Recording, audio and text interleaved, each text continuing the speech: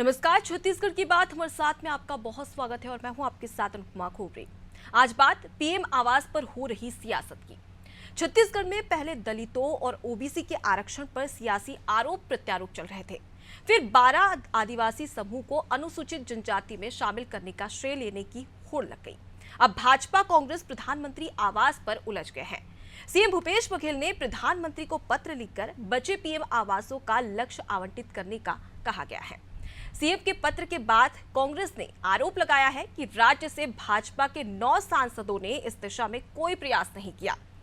उसके साथ ही जिस पर पलटवार करते हुए भाजपा ने कहा कि राज्य में 16 लाख गरीबों को पीएम आवास नहीं मिल पाया है, इसके लिए भूपेश सरकार जिम्मेदार है।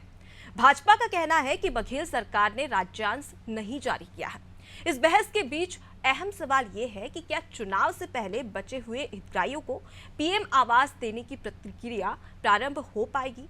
क्या भूपेश सरकार इस पर केवल सियासत होने वाली जो देखने को मिल रही है, क्या इस पर सिर्फ सियासत ही होगी? ये जानने का प्रयास करेंगे। पहले सुनते हैं कुछ प्रतिक्रियाएं। श्री भूपेश बघेल जी ने प्रधानमंत्री जी को पत्र लिख के छत्तीसगढ़ के आवासहीनों के जो लगभग 8,19,999 मकान अभी भी केंद्र के द्वारा लंबित किए गए हैं, उसकी शीघ्र स्वीकृत करने की मांग की है। और अभी तक छत्तीसगढ़ में जो आवास स्वीकृत हैं उसके 98% से अधिक राशि को राज्यांश को जमा कर दिया है। तो ऐसी स्थिति में यदि ये तत्काल स्वीकृत हो जाएगा तो हमारे छत्तीसगढ़ के राज्य के जो आवासहीन लोग हैं उनका भला होगा। भारतीय जनता पार्टी छत्तीसगढ़ की लगातार इस मामले में राजनीति करती रही, लेकिन 9 के 9 सांसदों ने भारतीय जनता पार्टी के कभी इस मामले में आवाज़ उठाना जरूरी नहीं समझा। मुख्यमंत्री जी ने अपने कर्तव्य का निर्वहन किया है और हम अपेक्षा करते हैं कि प्रधानमंत्री जी तत्काल इस मांग को स्वीकृत करेंगे। देखिए, लगातार भारत सरकार ने पत्र लिखा, हमने आंदोलन किया, लोकसभा में भी ये मुद्दे उठाए, पर राज्य की ये गरीब विरोधी भूपेश बघेल की सरकार ने छत्तीसगढ़ के 16 लाख गरीब परिवारों को प्रधानमंत्री आवास से वंचित करने का काम किया है। अब फिर से चुनाव नजदीक आता देखकर छत्तीसगढ़ के लोगों को भ्रमित करने का काम, धोखा देने के लिए नए नए प्रकार की बात भूपेश बघेल कर रहे हैं।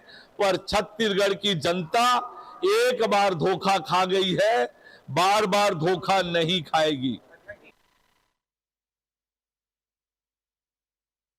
अब पत्र पॉलिटिक्स लगातार गरमाई हुई है। आपको बता दें कि पीएम आवास योजना 2015 में आई थी, जिसका लक्ष्य था कि जो देश के गरीब वर्ग है उन्हें पक्का मकान दिया जाए। अब यहां पर छत्तीसगढ़ में लगातार इस पर सियासत देखने को मिल रही है, क्योंकि राज्य की ओर से 40% और केंद्र की ओर से 60% की राशि स्वीकृत की जाती है। लेकिन राज्य कहता है कि केंद्र की ओर से स्वीकृति नहीं मिल रही है और केंद्र सरकार की ओर से ये आरोप लगाया जा रहा है कि राज्यांश राज्य सरकार नहीं दे रही है। इसकी वजह से जो तमाम छत्तीसगढ़ के हितग्राही है उन्हें अब तक इस योजना का लाभ नहीं मिल पा रहा है।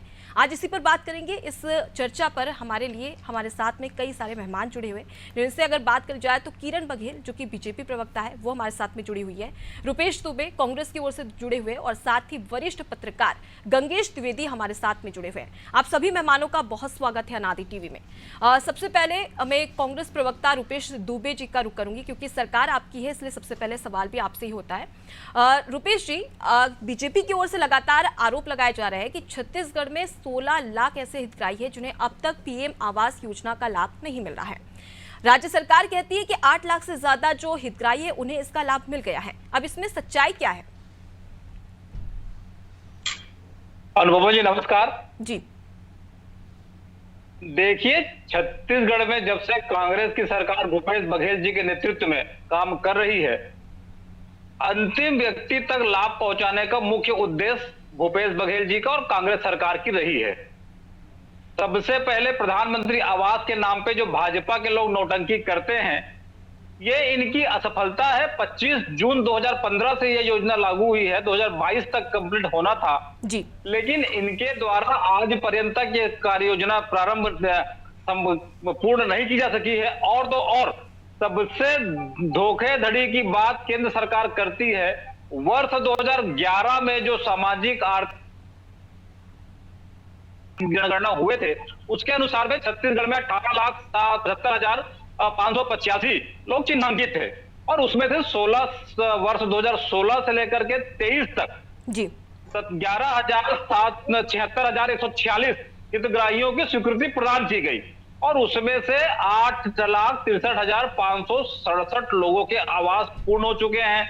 और तो और इस प्रकार से केंद्र की नरेंद्र मोदी सरकार और भाजपा की सरकार और यहाँ के 9 सांसद को निकम्मेपन के कारण जो छत्तीसगढ़ के 7,81,999 लोगों के आवास वापस ले लिए गए, उसके बाद लगातार माननीय मुख्यमंत्री भूपेश बघेल जी ने अपने राजधर्म का पालन करते हुए जिस प्रकार से केंद्र सरकार को अनेकों पत्र लिखे हैं, उसके बाद भी आज तक स्वीकृति नहीं मिली है। और अंतिम पत्र उन्होंने तो 2022 में 18/8/2022 को लिखे, उसके बाद भी स्वीकृति नहीं देना, ये केंद्र सरकार की गरीब विरोधी नीति का परिचायक है। और आप देखिएगा अनुपमा जी, जिस प्रकार से बोलते हैं कि केंद्र राज्य सरकार ने अपना राज्यांश केंद्र को नहीं दिया।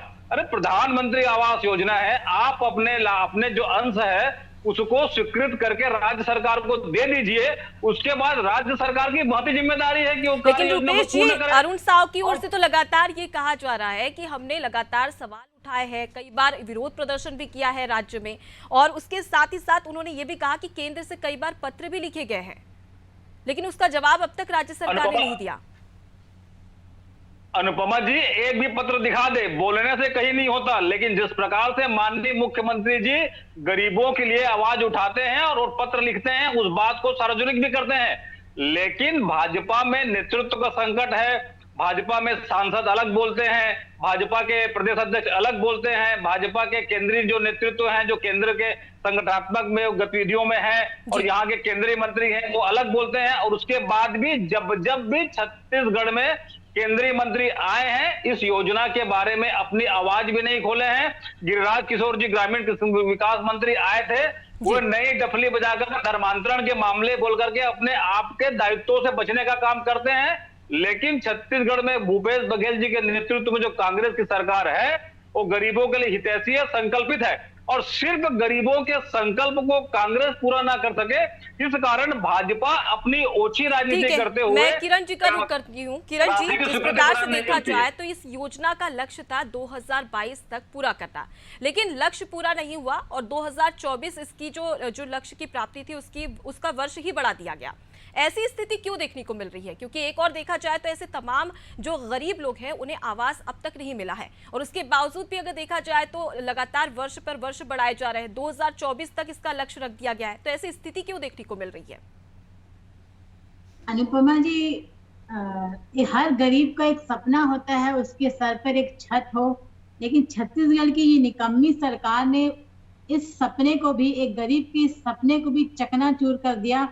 अभी तक तो इस आवास योजना से उन गरीबों को वंचित करके गरीबों को जख्म देने का काम कर रही थी, लेकिन अभी यह पत्र लिखकर भूपेश बघेल ने उस जख्म में नमक छिड़कने का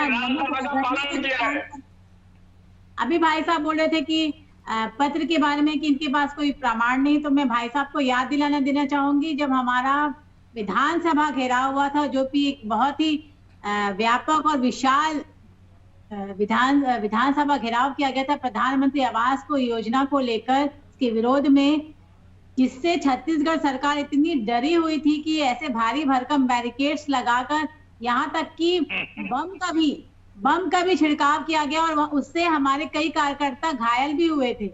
उससे पहले हमारे प्रदेश अध्यक्ष ने बतौर कॉन्फ्रेंस करके पूरे केंद्र मंत्रियों का पत्र भी जारी किया था। भाई साहब शायद वो प्रेस कॉन्फ्रेंस देखे नहीं होंगे, तो भाई साहब जाके देख लीजिएगा। उसमें बतौर जितने भी पत्र लिखे गए हैं केंद्र के द्वारा राज्यांश की मांग को लेकर, भूपेश बघेल जी के कान में जू नहीं रेंग रही थी।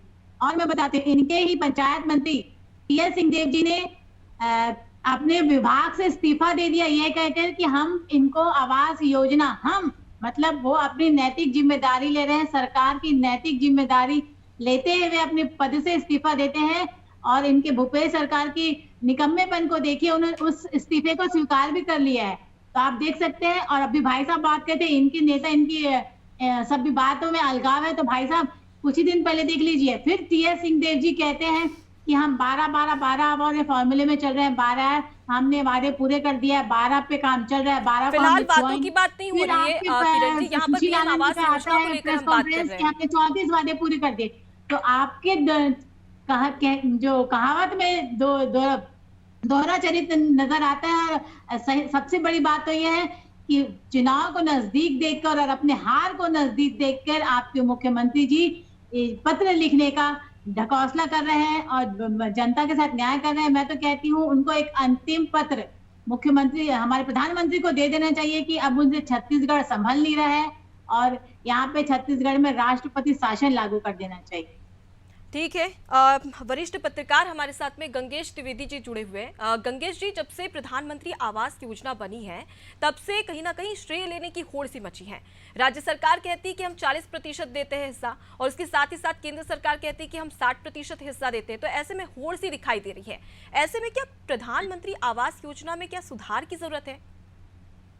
देखिए, निश्चित तौर पर ये योजना पॉलिटिक्स का शिकार हुई है जी, खास तौर पर चूंकि चुनाव का वक्त है और इसमें पॉलिटिक्स शुरू हुई जब टीएस बाबा ने इस्तीफा दिया। और इस्तीफे का कारण अधिकारी से उनका टकराव था। एक प्रमुख कारण था टकराव, उनकी अधिकारी जो है उनकी बात नहीं सुन रहा था। इस योजना को लेकर लगातार वो रिमाइंडर कर रहे थे और अधिकारी उसमें संतोषजनक जवाब नहीं दे रहा था।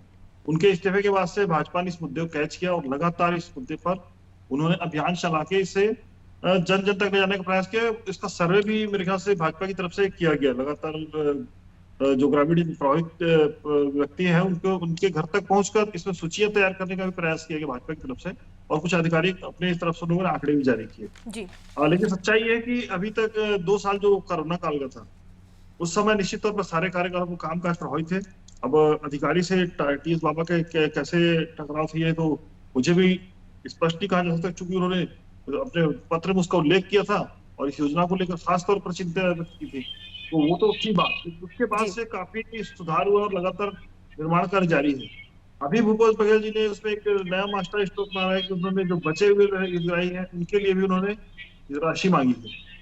तो ये जो है एक, और इसके अलावा सांसदों को भी दोषी ठहरा दिया है कि उनकी तरफ से कोई आवाज नहीं उठाई। तो निश्चित तौर पर इसमें कुल मिलाकर राजनीति हो रही है आगे चुनाव इसको देखते हुए। और दूसरी बात रही बात होड़ की, लेकिन जब पहले ये योजना थी जवाहरलाल नेहरू शहरी नवीकरण योजना के तहत योजना में आती थी तो उस समय केंद्र की ओर से 80% मिलता था और राज्य से 20% का अनुदान रहता था जी। तो उस समय योजना जो है चूंकि यूपीए की सरकार थी और यहाँ भाजपा की थी, उसके बावजूद भी वो प्रधानमंत्री योजना की तरह से चला। और उसके बाद इस सरकार में आने के बाद चूंकि 40% राज्य दे रही है तो राज्य भी अपना कहीं ना कहीं क्रेडिट लेने का प्रयास कर रही है इसमें, और इसको लेकर भी काफी दिनों तक गतिरोध रहा।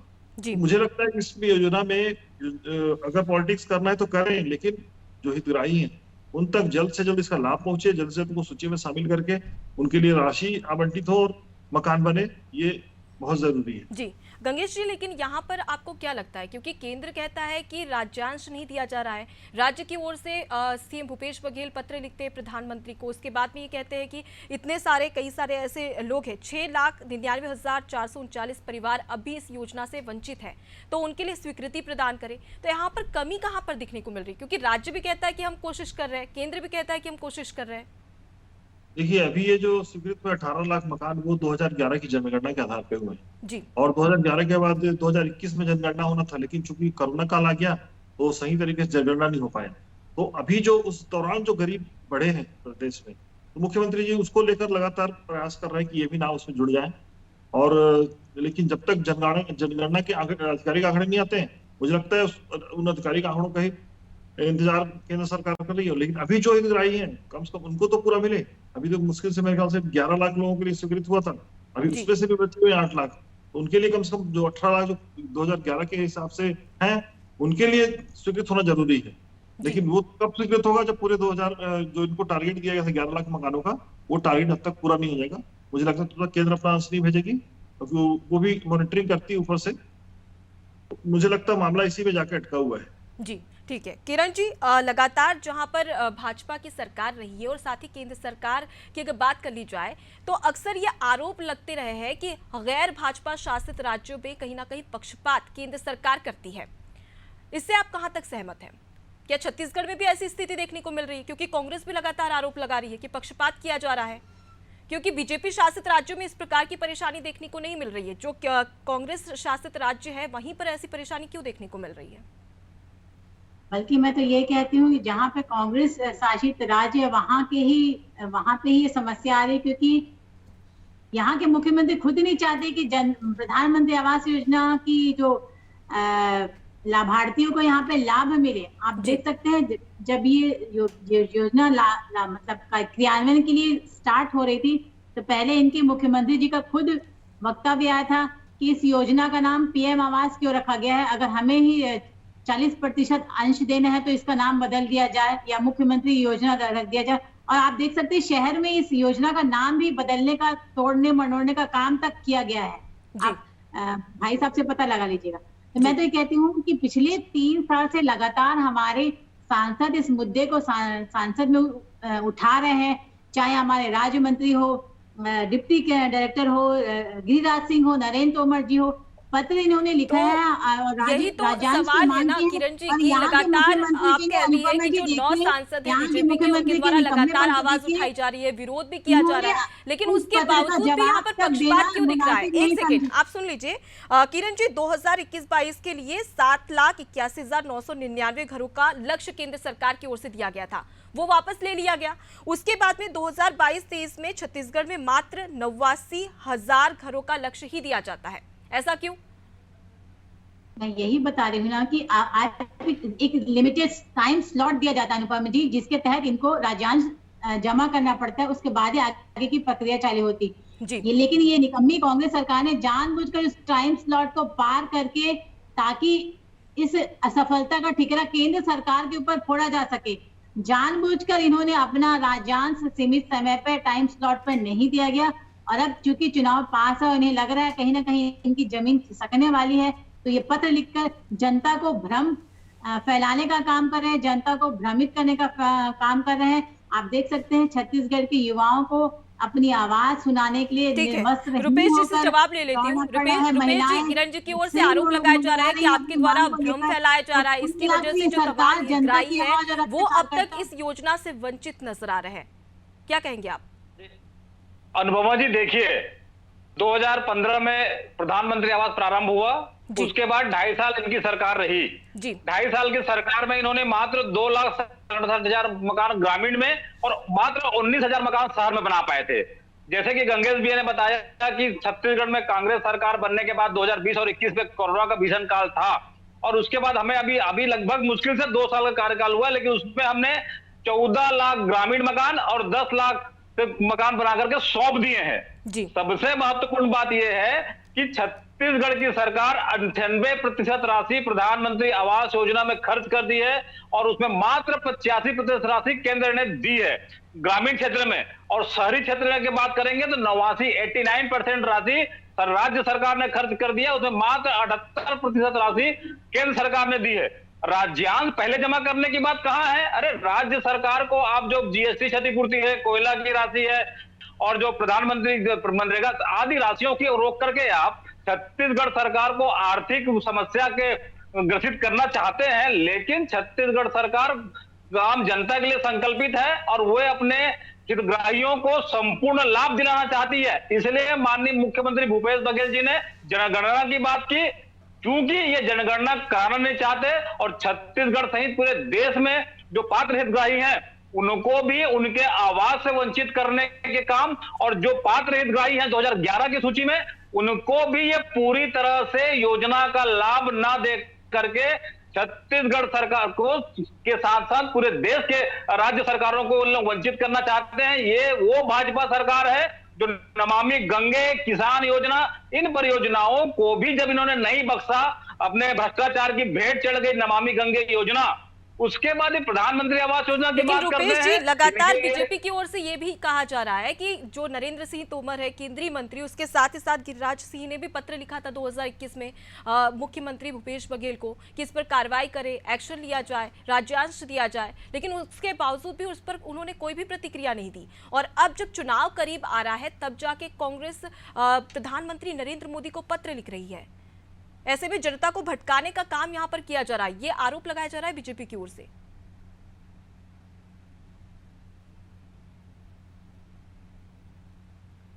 रुपेश जी, अब तक मेरी आवाज पहुंच रही है? हाँ, आ रही। देखिए, भाजपा सिर्फ कपोल कल्पित कल्पनाओं पे आधारित राजनीति करती है। आम जनता के मुद्दों से ये कोसों दूर हैं। इनके पास से अपनी डूबती नैया को बचाने के लिए एकमात्र प्रधानमंत्री आवास योजना है। लेकिन जिस प्रकार से माननीय भूपेश बघेल जी ने प्रधानमंत्री आवास योजना के हितग्राहियों के लिए मांग प्रारंभ से करते रहे हैं, इनके द्वारा प्रधानमंत्री आवास योजना के हितग्राहियों के जो मकान वापस ले लिए हैं, उसके कारण भाजपा की छत्तीसगढ़ में पूरी तरह से पोल खुल गई है। और भाजपा की केंद्र सरकार अपने जो 60% राशि है उसको देने से बचने के लिए बार बार राज्य सरकार पे आरोप मढ़ करके इनके निकम्मे तो सवाल तो यही उठता है क्योंकि केंद्र और राज्य सरकार एक दूसरे पर आरोप प्रत्यारोप लगा रही है। फिलहाल मैं वरिष्ठ पत्रकार गंगेश जी का रुख करूंगी। गंगेश जी, आप इसे किस प्रकार से देखते हैं? जैसा कि आपने दोनों ही प्रवक्ताओं की बातें सुनी और उसके साथ ही साथ अगर बात कर ली जाए तो एक बड़ा सवाल यहाँ पर यह भी खड़ा होता है कि महंगाई के इस दौर में 1.5 लाख 2.5 लाख में क्या घर बना पाना एक गरीब परिवार के लिए सही होगा? और उसके साथ ही साथ भ्रष्टाचार इस पीएम आवास योजना में एक बड़ी चुनौती है। ऐसे में आम जनता किस प्रकार से लाभ ले पाएगी पीएम आवास योजना का? निश्चित तौर पर आपकी चिंता बिल्कुल सही है। मुझे अच्छे से याद है कि basic services for urban poors के नाम से जो योजना चली थी यूपीए सरकार के दौरान, उस समय 2.5 लाख रुपए शुरुआती दौर में दिए गए थे, लेकिन बाद में उस राशि को बढ़ा के 3.5 लाख किया गया था। और उससे जो है कंक्रीट के जो मकान बने हैं 1 BHK वो काफी अच्छे बने। और उसमें वो भी राशि एक तरह से देखा जाए तो फ्लैट्स बना के देने के हिसाब से वो राशि जो दी गई थी उसमें मुझे अच्छे से याद है, खासतौर पर रायपुर नगर निगम का जिक्र करना चाहूंगा। कमिश्नर उस समय खास तौर पे सारे ठेकेदारों को बुला के कहा था कि इसमें कहीं भी किसी को कमीशन देने की जरूरत नहीं है, जितनी राशि है पूरी राशि खर्च करो, क्योंकि और भी कई कामों में स्वाभाविक तौर पर सबको पता है कि कमीशन में खेल चलता है। इसमें उन्होंने कमीशन को रिस्ट्रिक्ट किया था कि कहीं किसी को कमीशन देना है, उसके बाद जाके मकान बन पाए थे। तो उसको लेकर भी लगातार ठेकेदार अपनी आपत्ति दर्ज करा रहे हैं। अभी की स्थिति है, अभी तो महंगाई काफी बढ़ गई है। लोहे के सीमेंट के दाम मुझे लगता है उस समय के से दोगुने की स्थिति में आ चुके हैं। तो अब जो है इनके दामों को भी देखना पड़ेगा कि अभी उस रेट पे कितना ये दे पा रहे हैं। तो निश्चित तौर पर इसके मतलब जो प्रति मकान जो आवंटन है हुई है राशि, उसको मुझे लगता है ठेकेदार भी आपत्ति दर्ज करा रहे होंगे। निश्चित तौर पर जो बना रहे हैं वो किस तरह से बना, या तो फिर वो निर्माण में गड़बड़ी होगी। तो इसको लेकर लगातार बिल्कुल गंगेश जी, और ऐसे में अब लगातार सवाल भी उठ रहा है क्योंकि आरोप प्रत्यारोप लगातार यहाँ पर केंद्र सरकार की ओर से और राज्य सरकार की ओर से लगाए जा रहे हैं, लेकिन सवाल ये उठता है कि आखिर जो गरीब है उन्हें कब तक इस योजना का लाभ मिलेगा। फिलहाल के लिए बहुत शुक्रिया आप तीनों मेहमानों का हमारे साथ में इस डिबेट में शामिल होने के लिए। देखिए, छत्तीसगढ़ में अब देखने वाली बात होगी कि चुनाव नजदीक आते आते क्या उससे पहले जो तमाम हितग्राही है उन्हें इस योजना का लाभ मिल पाता है या नहीं, और इसके लिए राज्य सरकार और केंद्र सरकार किस प्रकार से प्रयास करती है या फिर सिर्फ श्रेय लिया जाएगा। फिलहाल के लिए इतना ही। देखते रहिए नादी टीवी। नमस्कार।